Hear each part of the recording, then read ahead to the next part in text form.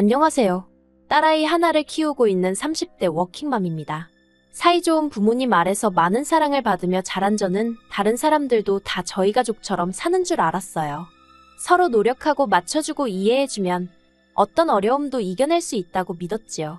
그래서 처음 남편과 만나 사랑에 빠져 마침내 가정을 이루게 되었을 때도 걱정보다는 앞으로 다가올 미래에 대한 설렘과 기대가 컸답니다. 하지만 지금 이렇게 이혼을 목전에 두고 있으니 여러 가지로 착잡한 심정이네요. 대학교에서 경영학을 전공했고 차석으로 졸업했어요. 이후로 교수님의 추천으로 남들보다 조금 유리하게 대기업에 들어갈 수 있었지요. 그런데 막상 입사해보니까 예를 들어 직원이 10명이다 하면 8명이 남자인 부서였습니다. 그렇다 보니 여러 가지로 생각지 못한 애로사항들이 있더라고요. 하나하나 전부 다 나열할 수는 없지만 여자 주제에 혹은 여자는 못해 아니면 여자가 뭘 하냐는 식으로 무시당하는 일이 가장 많았네요. 그럴 때마다 능력도 보여주기 전에 여자라는 이유로 이런 모멸감을 느껴야 한다는 사실이 억울하고 견디기 힘들었어요. 도와달라고 할 만한 곳도 마땅치 않은 상황이었고요. 그렇다고 회사를 때려치자니 저를 보증해주신 교수님 볼낯도 없고 무엇보다 자존심이 상해서 그렇게는 못하겠더라고요. 그래서 어떻게든 버텨내기로 마음을 고쳐먹었습니다. 그러나 때가 반복될수록 더 이를 악물고 주어진 일을 해내려고 했지요. 어떻게든 보란듯이 해내서 능력을 인정받는 게 그 당시 제 인생 유일한 목표였다고 해도 과언이 아닙니다. 그리고 다행히 저희 노력은 결실을 맺어 상사들 눈에 들었고 결국 다른 남자 직원들을 제치고 3년 만에 대리로 승진을 했어요. 하지만 좋은 일이 있으면 나쁜 일도 있기 마련이라더니 대리로 진급하고 얼마 지나지 않아서부터 어쩐 일인지 피로하고 무기력하고 회사 일도 제 자신도 제대로 돌볼 수 없게 되었습니다. 이 무렵에는 주변 사람들도 제가 뭔가 문제가 있다는 사실을 눈치챌 만큼 상태가 좋지 않았어요. 그리고 결국 저는 친정어머니의 제안으로 병원을 찾게 되었는데 결과는 우울증이었습니다. 강박 증세도 좀 있고 뿐만 아니라 갑상선 호르몬 수치도 좋지 않다면서 병원에서 당분간 쉬는 게 좋겠다대요. 하지만 처음 들었던 생각은 직장에서 내가 그 자리에 어떻게 갔는데 하는 것이었어요. 그래서 당장이라도 회사를 관두라는 친정부모님의 말씀을 뒤로한 채 계속해서 직장 생활을 이어갔습니다. 적어도 병명을 알았으니 정신력으로 극복해낼 심산이었지요. 하지만 이후로 한 달도 되지 않아 저는 회사 내에서 2번이나 쓰러졌고 특히 마지막에 쓰러졌을 땐 그대로 계단에서 구르기까지 해서 회사 안에서 저 때문에 이런저런 말이 나왔거든요. 그래서 결국 자해반타해반으로 회사를 관두게 되었습니다. 이후로 저는 부모님 댁에 머물며 몸과 마음을 달랬습니다. 친정어머니의 권유로 운동도 배우고 주말이면 부모님과 함께 여기저기 여행도 다녔어요. 저희 친정은 경제적으로 여유가 있는 편이라 사실 제가 직장을 다니지 않아도 소위 먹고 사는 문제는 없습니다. 하지만 그럼에도 불구하고 1년 정도를 쉬면서 보냈더니 언젠가부터 다시 좀이 쑤시는 게 일을 하고 싶더라고요. 그래서 집에서 멀지 않은 작은 회사에 입사 지원서를 냈고 그렇게 다시 직장 생활을 시작했습니다. 전에 다니던 직장에 비하면 연봉은 3분의 2로 줄었지만 업무량도 적고 출퇴근 시간도 칼 같아서 신체적으로 무리가 전혀 되지 않았지요. 그리고 남자 직원들이 대부분이었던 과거와 달리 새 직장은 남녀가 적절한 비율로 이루어져 있어서 소위 이런저런 감정 싸움이나 기싸움이 없었다고 할까요? 그래서 전보다 더 즐거운 직장 생활을 할 수 있었어요. 그리고 남편과도 직장 동료의 소개로 만나게 되었고요.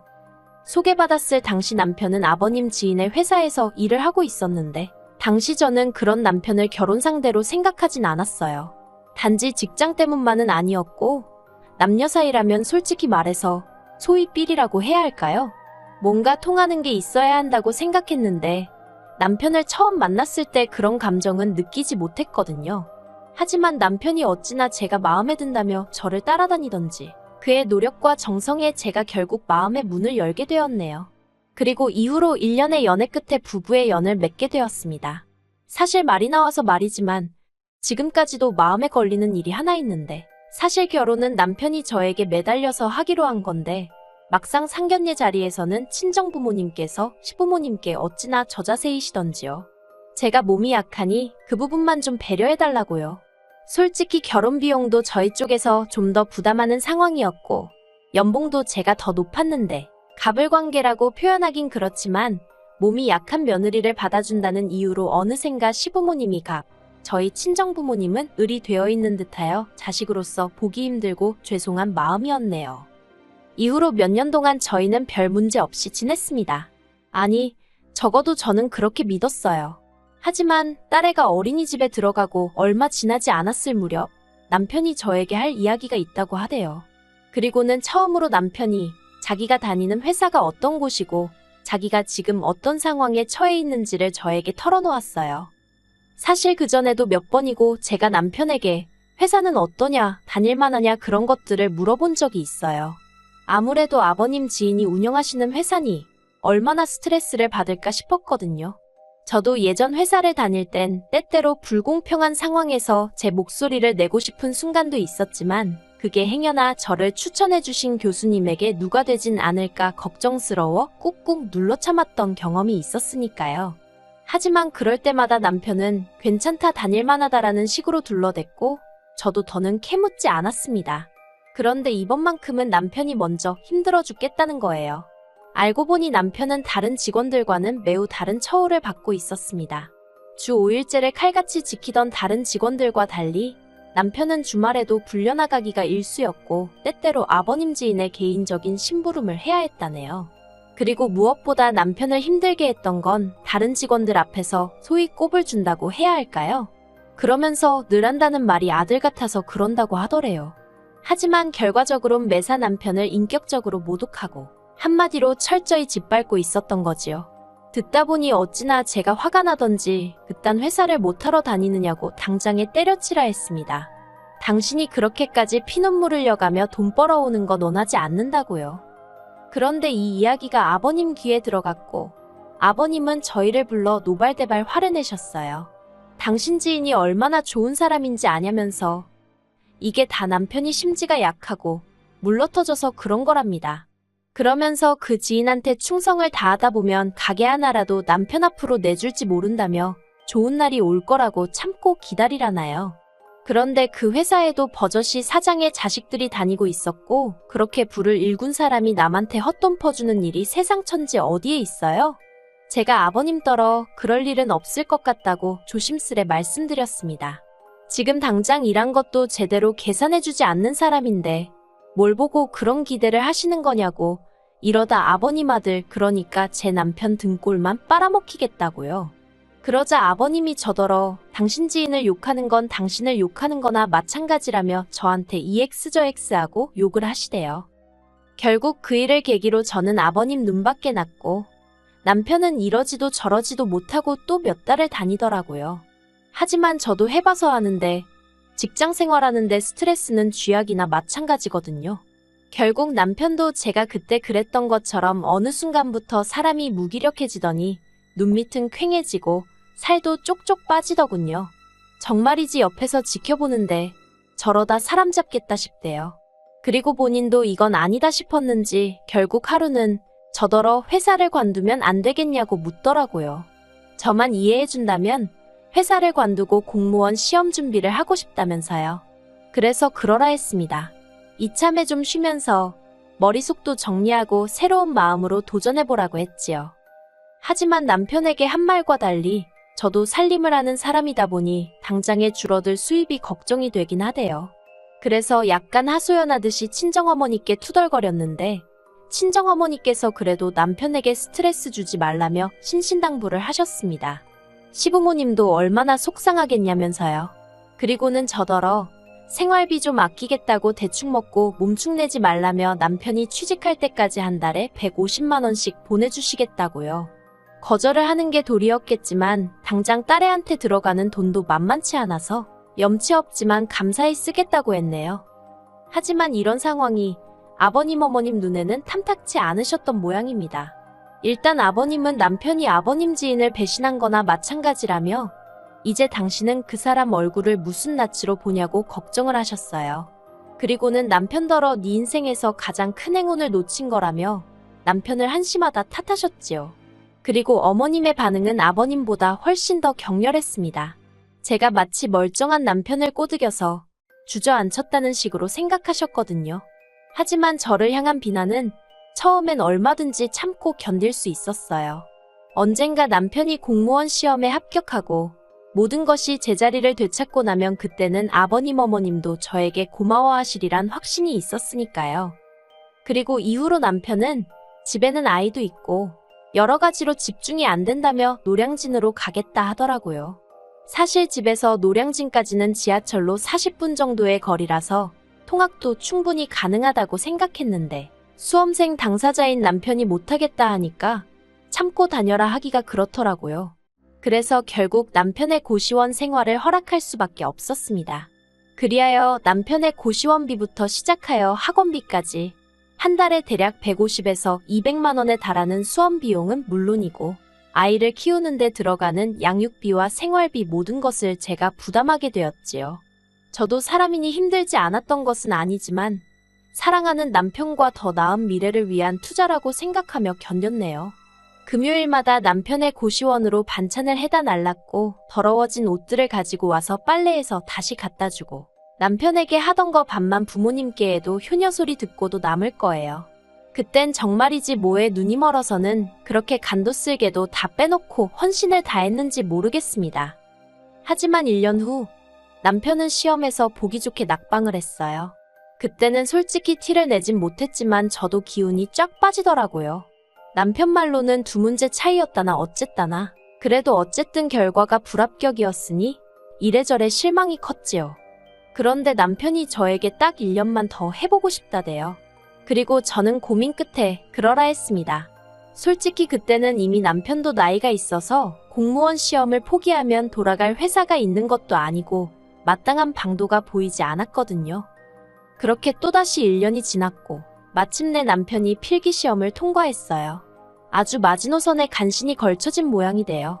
그래도 면접 경쟁률은 2대1도 안 되는 상황이었으니 합격은 따놓은 당상이다 싶어서 너무너무 기뻤어요. 출구가 보이지 않는 터널 같던 남편의 수험 생활도 끝이 났으니 이제 정상적인 가정으로 돌아갈 수 있겠구나. 시부모님은 얼마나 기뻐하실까? 자그만치 2년 동안 입 밖으로 참아내지 못하고 상상만 하던 일들이 현실이 되는 것 같았지요. 면접까지는 한 달이 남아 있었지만 이미 시댁은 축제 분위기였어요. 솔직히 구급이긴 했어도 남편의 합격에 제가 기여한 바가 많다고 스스로 생각했기 때문에 제 어깨에도 잔뜩 힘이 들어가 있었고요. 그런데 어머님께서 생각지도 못한 이야기를 꺼내시대요. 하신다는 말씀이 저희 친정부모님께 말씀드려서 공무원 사위 타고 다닐 외제차 한 대 해달라고 하라나요. 저는 처음에 제가 잘못 들은 줄 알고 제 귀를 의심했습니다. 결혼할 때도 이미 제가 남편보다 더 해온 상황이었고 그간 남편이 수험생이랍시고 집안을 돌보지 못할 때도 제가 어머님 아버님 용돈까지 대드렸던 상황이었는데 어찌나 어이가 없던지 오죽하면 저도 모르게 어머님더러 진심으로 하시는 말씀이냐고 되물었다니까요. 그러자 어머님께서는 저희 친정부모님께서도 공무원 사위를 두게 되셨으니 그 정도는 해주시는 게 당연한 거 아니냐대요. 그 소리를 들으니 순간 속에서 열불이 올라왔고 저는 어머님께 공무원 사위나마나 당신 딸이 사위 공부시킨다고 개고생하는 거 보시고 어찌나 속상해하셨는지 모른다고 쏘아붙였어요. 그러자 어머님께서 하신다는 말씀이 옛날에는 여자들이 머리카락도 팔고 그마저도 여의치 않으면 X라도 팔아서 남편 뒷바라지하고 그랬답니다. 그런데 너는 했으면 뭐 얼마나 대단한 일을 했다고 그러냐면서 그까짓 거 돈 몇 푼 쓴 거로 유세 부릴 생각이면 애시당초 집어치우라고 하시는데 솔직히 제가 뭐 큰 거 바란 거 아니었어요. 말이라도 그저 어머님이든 아버님이든 당신 아들 저렇게 사람 구실하게 만들어줘서 고맙다. 너 고생 많았다. 수고했다. 이런 말 한마디였으면 충분했거든요. 그리고 그때 남편이라도 제 편에 서서 어머님 아버님께 말 조심하시라고 한마디라도 했다면 제가 이혼까지는 생각하지 않았을 거예요. 하지만 믿었던 남편마저도 저더러 왜 시부모님한테 유세를 부리고 생색을 내냐면서 보기 흉하답니다. 그리고는 이내 어머님하고 합심이라도 한 듯 자긴 막말로 저랑 이혼하고 당장 결혼시장에 나가도 이제 결혼할 여자가 줄을 설 거래요. 차뿐만이겠냐고 집해온다는 여자도 넘쳐날 거라나요. 제가 구급 공무원이란 직업을 무시하는 건 결코 아니지만 어떻게 저렇게 자신만만할 수 있는지 기도 안 차더군요. 도저히 그 꼴을 보고 견딜 수 없었던 저는 그러냐고 그러면 이혼하고 그 여자들 중에 입맛에 맞는 여자 하나 골라서 살라고 소리를 질렀습니다. 그리고 그 일을 빌미삼아 어머님과 아버님은 남편에게 저와 이혼할 것을 종용하셨고 그렇게 저희는 일주일도 걸리지 않아 이혼 서류를 접수했어요. 딸은 제가 키우기로 했고 재산이래봤자 남편이 결혼할 때 5천만 원 가지고 온 게 단데 그거 남편이 수험 생활하면서 까먹고 어쩌고 한 거 생각하면 한 푼도 내줄 수 없었지요. 그리고 다행이라고 해야 할지 이 부분은 남편 스스로도 인정하여 주고받은 재산 없이 딸 양육비만 한 달에 100만 원으로 합의를 봤습니다. 솔직히 9급 공무원 하면서 한 달에 100만 원을 어떻게 줄 생각인가 따져묻고 싶었지만 자기도 뭐 방법이 있으니 저리 당당하겠지 싶어서 내버려뒀어요. 그런데 이혼 서류를 접수하고 2달이 채 되지 않은 시점에서 남편이 면접에서 떨어졌단 이야기를 듣게 되었습니다. 그래서인지 남편이 이혼을 못하겠다며 이혼이 사철회선지 뭔지를 제출했더군요. 그래서 지금은 정말 짜증나게도 남편과 이혼 소송을 진행 중입니다. 변호사 말로는 제가 이기는 게임이라고 시간 문제라곤 하는데 정말 환장할 노릇이에요. 저도 이제는 악에 받쳐서 위자료도 받아내고 어떻게든 최대한 남편을 거지꼴로 만들 생각입니다. 지금 저는 남편과 살던 집은 다른 사람에게 세를 놓고 친정에서 딸과 함께 지내고 있어요. 저는 아내로서 그리고 며느리로서 지난 결혼 생활 내내 최선을 다했기에 일말의 후회도 없어요. 아무리 남편이 죽어가는 소리를 하고 어머님 아버님이 미안하다 하셔도 흔들리지 않고 이 이혼을 깔끔하게 마무리 지을 생각입니다.